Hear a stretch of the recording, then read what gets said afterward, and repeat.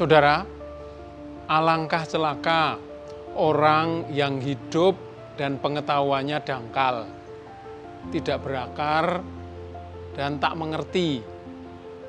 Ketidaktahuan itu kutukan Tuhan, sedangkan pengetahuan adalah sayap yang dengannya orang bisa terbang sampai ke surga, kata William Shakespeare.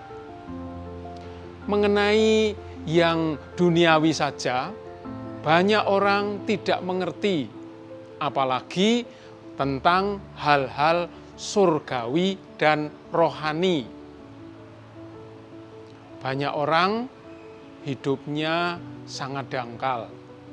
Bukankah sebagian besar penghuni dunia ini tidak mengerti dan kurang paham tentang banyak hal? Mereka hanyalah orang-orang yang pengetahuan dan pengalamannya dangkal.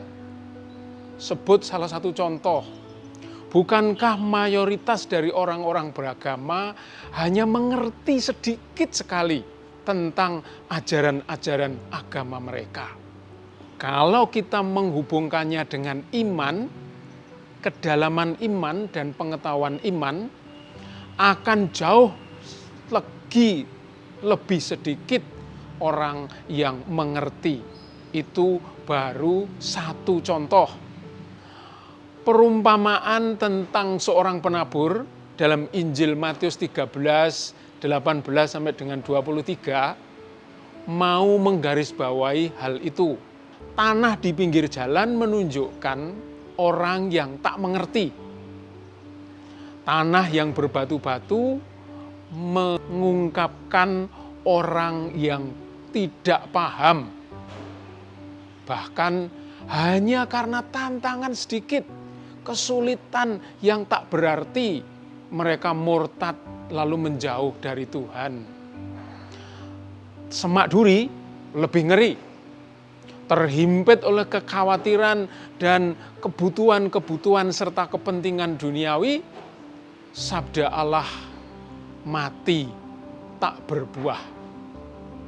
Hanya tanah suburlah yang menunjukkan manusia-manusia yang berakar, yang memiliki pengetahuan dan menghasilkan buah yang banyak. Mereka mengerti bahwa kebaikan dan kerahiman Tuhan itu bisa berbuah banyak bagi orang-orang yang menerimanya, menyambutnya, dan berusaha mengembangkan itu di dalam kehidupan mereka. Betapa banyak kita menjumpai orang-orang yang dangkal hidup dan pengetahuannya, juga dalam hal agama, dalam hal rohani, dan dalam kehidupan yang menyangkut harta surgawi. Kelompok ini tidak mengerti tentang kasih dan kebaikan Allah yang bersifat abadi. Mereka hanya memahami dan mencintai hal-hal yang nisbi, tidak berakar, tidak mengerti, ignorant.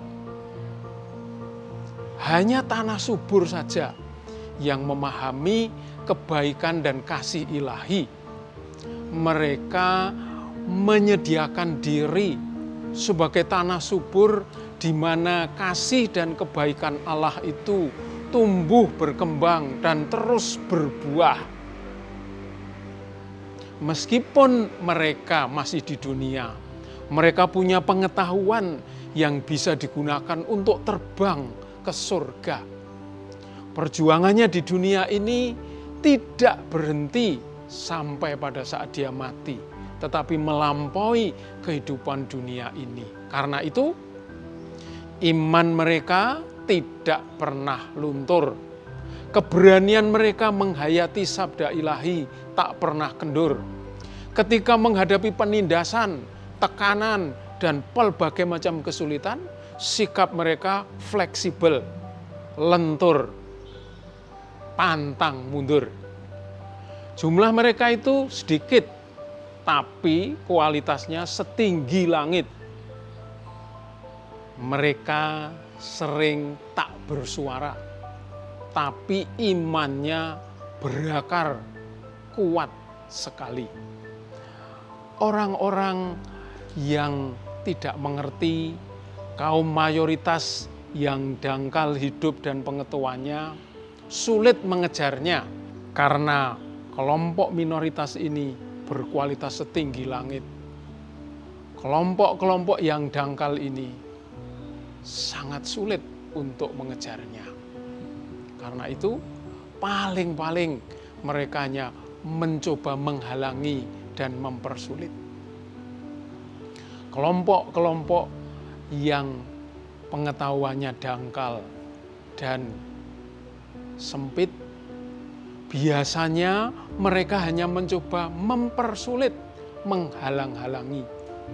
Karena itu semakin mereka menghalangi, semakin mereka tampak tak bisa menandingi. Sejak dahulu, kelompok-kelompok yang bijak itu selalu mengalahkan kaum ignoran. Semakin mereka melawan, semakin kelihatan bahwa mereka ignoran, dangkal. Menarik bahwa semakin orang itu bersikap intoleran, justru makin kelihatan bahwa ignoran. Karena itu, daripada mempertahankan sikap tidak tahu dan dangkalnya, lebih baik mereka berubah, meniru tanah yang subur. Berubah dari tanah pinggir jalan, tanah berbatu, semak duri, menjadi tanah subur yang menghasilkan kebaikan dan kasih Allah yang melimpah.